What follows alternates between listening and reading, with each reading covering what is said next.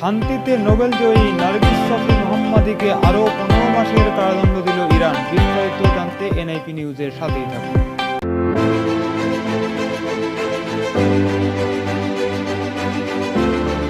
মানবাধিকার কর্মী শান্তিতে নোবেল জয়ী নার্গিস সাফি মোহাম্মদীকে আরও 15 মাসের কারাদণ্ড দিয়েছে ইরানের একটি বিপ্লবী আদালত। এরই মধ্যে বিভিন্ন অভিযোগে সাজাপ্রাপ্ত হয়ে 12 বছর কারাভোগ করেছেন নার্গিস সাফি মোহাম্মদী। এই নতুন সাজার কারণে আরও 15 মাস কারাভোগ করতে হবে তাকে। নার্গিসের বিরুদ্ধে অভিযোগ, কারাগারে থেকে ইসলামী শাসনতন্ত্রের বিরুদ্ধে অপপ্রচার চালিয়েছেন তিনি।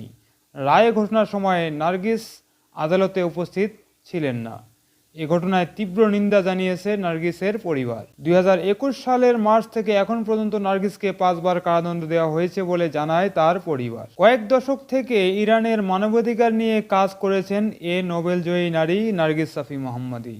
তার এসব কাজের জন্য 2 দশকে বেশ কয়েকবার তাকে জেলে যেতে হয়েছে। তিনি 13 বার আটক হয়েছেন, কারাগারে কাটিয়েছেন 31 বছর।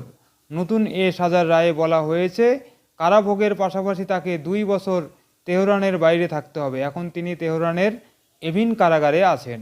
এই রায়ে আরও বলা হয়, কারাভোগ শেষ হওয়ার পর মোহাম্মদীকে 2 বছরের জন্য বিদেশ ভ্রমণ থেকে বিরত থাকতে হবে। পাশাপাশি তিনি কোনো রাজনৈতিক ও সামাজিক গ্রুপের সঙ্গে যুক্ত থাকতে পারবেন না। সে সময় নার্গিসের মোবাইল ফোন ব্যবহারের উপরও নিষেধাজ্ঞা দিয়েছে আদালত। নার্গিসকে বারবার হুমকি দেওয়া এবং সরকারের পক্ষ থেকে আটক করার পরও ইরানের মানবাধিকার নিয়ে সবসময় সোচ্চার ছিলেন 51 বছর বয়সী নার্গিস সাফি মোহাম্মদী। এজন্য 2023 সালে শান্তিতে নোবেল জেতেন নার্গিস সাফি মোহাম্মদী। কারাবন্দী থাকায় নোবেল পুরস্কার নিতে পারেননি তিনি। সে সময় নরওয়ের রাজধানী অসলোর সিটি হলে নার্গিসের পক্ষে নোবেল গ্রহণ করেন তার সন্তানরা।